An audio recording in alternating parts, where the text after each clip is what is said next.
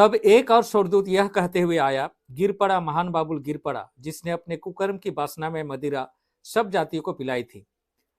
Hello दोस्तों, मैं दीपक मसीह और एक नई वीडियो में मैं आप लोगों का हार्दिक स्वागत करता हूं। तो दोस्तों, आज इसी बेबीलोन के बारे में हम लोग स्टडी करने जा रहे हैं और मैं आपको बता दूं कि बाइबल में दो बेबीलोन के बारे में बताया गया है। पहले बेबीलोन जिसका राजा था नबूकदनेस्सर, जो दानियल की पुस्तक में हम लोग पाते हैं, और ये दोनों बेबीलोन हमेशा से परमेश्वर के लोगों के विरोध में रहा है। पहला बेबीलोन जिसका राजा नबूकदनेस्सर था, वह इजरायलियों को बंदी बनाकर बेबीलोन ले गया था।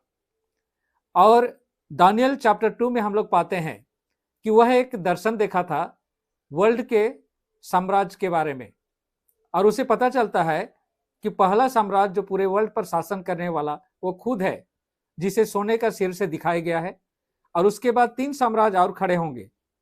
लेकिन वह चाहता था कि उसका साम्राज्य हमेशा कायम रहे, और इसलिए चैप्टर 3 में वह सोने का पूरा मूर्ति बनाकर खड़ा करता है और पूरे वर्ल्ड को, जो उस समय का उसके अधीन में था, इस मूर्ति की स्थापना में शामिल करता है।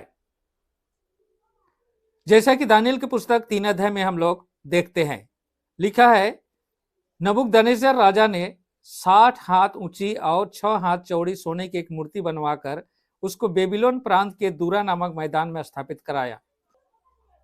तब नबूकदनेस्सर राजा ने सब प्रांतों के अधिपतियों और प्रांतों के सब शासकों को अपनी स्थापित की हुई मूर्ति की प्रतिष्ठा में बुलवा भेजा।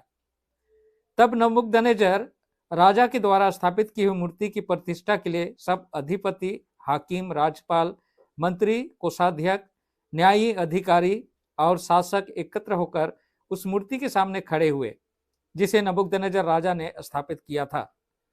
तब उद्घोषक ने ऊंचे शब्द से कहा, हे देश देश, जाति जाति और भिन्न भिन्न भाषा के सब लोगों, तुम्हारे लिए यह आज्ञा है कि ज्यों ही तुम नरसिंगे, बांसुरी, बीना, सारंगी, सितार, शहनाई आदि सब प्रकार के वाद्यों की आवाज सुनो, त्यों ही नबूकदनेस्सर राजा द्वारा स्थापित की हुई सोने की मूर्ति के सम्मुख गिरकर उसे दंडवत करो। पर जो कोई गिरकर दंडवत न करे वह तुरंत आग की धधकती हुई भट्ठी में फेंक दिया जाएगा। तो दोस्तों, यहां पर हम लोग क्या देखते हैं? एक कानून जो नबूकदनेस्सर राजा ने बनाया था उस समय के पूरे वर्ल्ड के लिए, और सबको फोर्सफुली उस कानून के तहत उसके स्थापित की हुई मूर्ति को प्रणाम करना था, और जो उस कानून को डिनाई करेगा उसके लिए धधकती भट्ठी का मृत्युदंड था।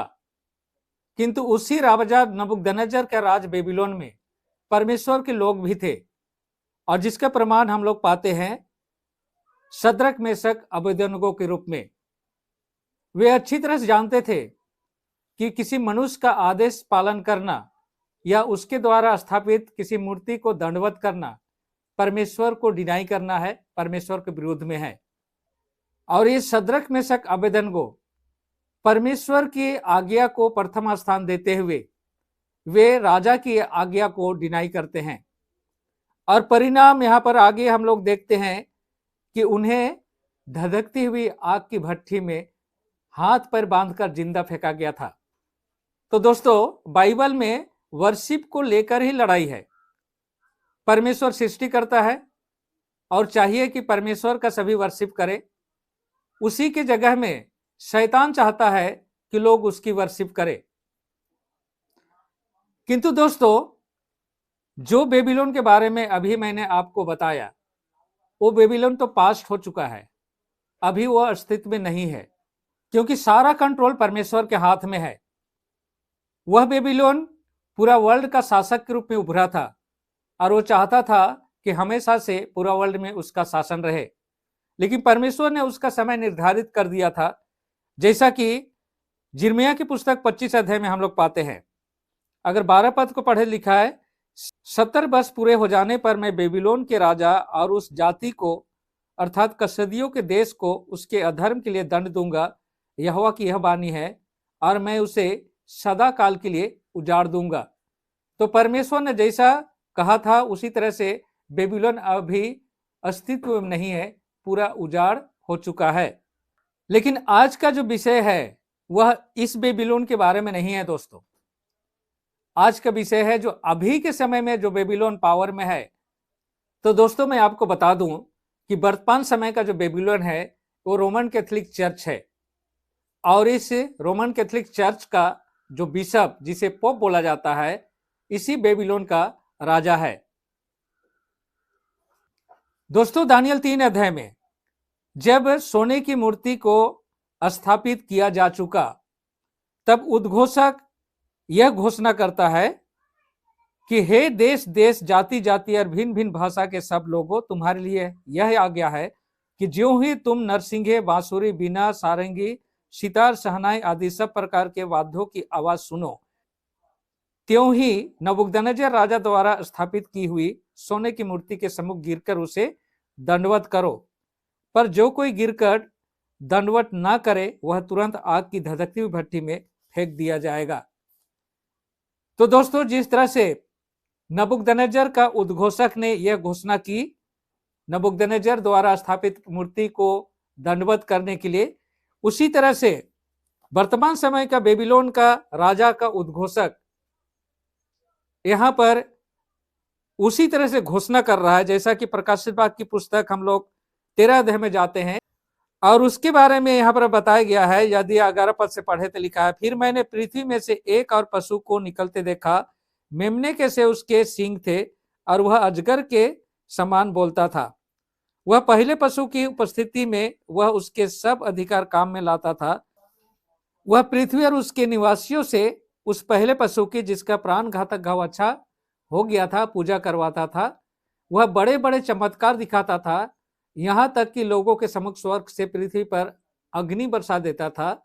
इन चमत्कारों के द्वारा जिन्हें उस पशु के समक्ष दिखाने की शक्ति उसे प्राप्त थी, वह पृथ्वी के निवासियों को धोखा देता और उनसे कहता कि उस पशु की मूर्ति स्थापित करो जिस पर तलवार का घाव लगा था और जो पुनः जीवित हो गया था।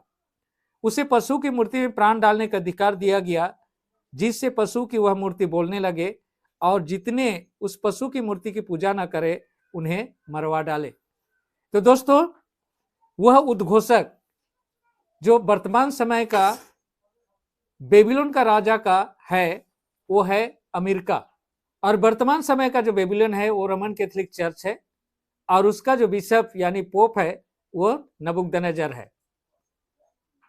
तो यहां पर अमेरिका अभी पोप के साथ एक हो चुका है। वह अभी एक कानून लाने जा रहा है जो पोप को सपोर्ट करता है और उसके कानून को, उसके नियम को सपोर्ट करता है, और इसके द्वारा लोगों को फोर्स किया जाएगा कि वे पोप के कानून को और उसके नियम को अपने जीवन में स्थान दे। अगर जो कोई इसको डिनाई करेगा उसके लिए यहां पर दिया गया है कि जो कोई उसकी मूर्ति की पूजा ना करे उन्हें मरवा डाले। तो दोस्तों बाइबल प्रोफेसी हमें बताती है कि लास्ट पोप अभी जो पोप फ्रांसिस है वह सारे वर्ल्ड को इनवाइट किया है एकजुट होने के लिए, और उसमें वह सफल भी हो चुका है, और जितने भी प्रोटेस्टेंट है अभी वो पोप के साथ एक हो चुके हैं। अब एक ही काम बचा है, जिस तरह से राजा नबूकदनेस्सर ने घोषणा करवाया था उद्घोषक के द्वारा कि उस मूर्ति की स्थापना में सभी उस मूर्ति को दंडवत करे, उसी तरह से अभी घोषणा करना सिर्फ बाकी है। वर्तमान समय का जो नबूकदनेस्सर का आदेश है या उसके द्वारा स्थापित किया गया मूर्ति है, उसको दंडवत करने के लिए जो घोषणा होना है सिर्फ वही बाकी है दोस्तों। और जैसे ही घोषणा होगा आप सभी को जो परमेश्वर के लोग हैं फोर्स किया जाएगा पोप के नियमों को मानने के लिए।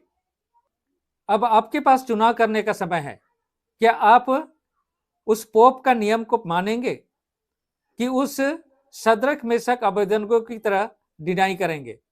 अगर डिनाई करेंगे तो आपको भी मृत्यु दंड दिया जा सकता है। तो दोस्तों महाकलेश आने वाला है और उस महाकलेश से हर एक धर्मी को गुजरना पड़ेगा, और इसके बारे में यीशु ने पहले से भविष्यवाणी कर दी है, जैसा कि मत्ती 24 अध्याय में हम लोग पाते हैं। 9 पद में पढ़े तो लिखा है, तब वे कलेश दिलाने के लिए तुम्हें पकड़वाएंगे, मार डालेंगे, और मेरे नाम के कारण समस्त जातियां तुझसे घृणा करेगी।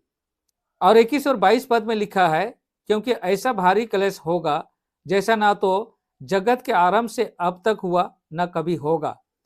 और यदि दिन घटाए न जाते तो एक भी प्राणी न बचता, परंतु चुने हुए के कारण वे दिन घटा दिए जाएंगे। तो दोस्तों, मैं आपको बता दूं कि जो परमेश्वर के सच्चे विश्वासी है उन्हें घबराने की बात नहीं है, क्योंकि जिस तरह से पहले जो बेबीलोन था उसका अंत परमेश्वर ने पहले से निर्धारित करके रखा था और आज उसका अस्तित्व भी दिखाई नहीं देता है, उसी तरह से वर्तमान समय का जो स्पिरिचुअल बेबीलोन है उसका भी अंत परमेश्वर ने निर्धारित कर दिया है। जैसा कि दानियल 11 अध्याय का 45 पद में हम लोग पाते हैं, वह अपने राजसी मंडप के पल्ले समुद्र शिरोमणि पवित्र पर्वत के बीच खड़े करेगा, परंतु जब उसका अंत आएगा तब उसका कोई सहायक ना होगा। तो उसका भी अंत परमेश्वर ने निर्धारित कर दिया है। इसलिए सावधान रहे और डर कर या किसी सुविधा के चक्कर में अब परमेश्वर के विरुद्ध में अपने आप को खड़ा ना करे, क्योंकि जो कोई उस पशु की मूर्ति की पूजा करेगा उनके जीवन में परमेश्वर का प्रकोप आने वाला है। जैसा कि प्रकाशित वाक्य की पुस्तक 14 अध्याय का 9 और 10 पद को पढ़े तो लिखा है, उनके पश्चात एक तीसरा स्वर्गदूत ऊंची आवाज से यह कहता हुआ आया, यदि कोई उस पशु और उसकी मूर्ति की पूजा करे और अपने माथे या हाथ पर उसकी छाप लगवाए तो वह भी परमेश्वर के प्रकोप की वह मदिरा जो उसके क्रोध के कटोरे में भरपूर उड़ेली गई है पिएगा, और पवित्र स्वर्गदूतों और मेमने की उपस्थिति में उसे आग और गंधक की घोर यातना सहनी पड़ेगी। तो दोस्तों, आज के वीडियो में यहीं पर समाप्त करता हूं। अगली वीडियो में जो परमेश्वर के द्वारा ठहराया गया जो प्रकोप है इनके लिए, उसके बारे में हम लोग स्टडी करेंगे। तो आज के वीडियो में यहीं पर समाप्त करता हूं। मिलता हूं अगले वीडियो में, तब तक परमेश्वर के आशीषों का आनंद उठाइए। आमीन।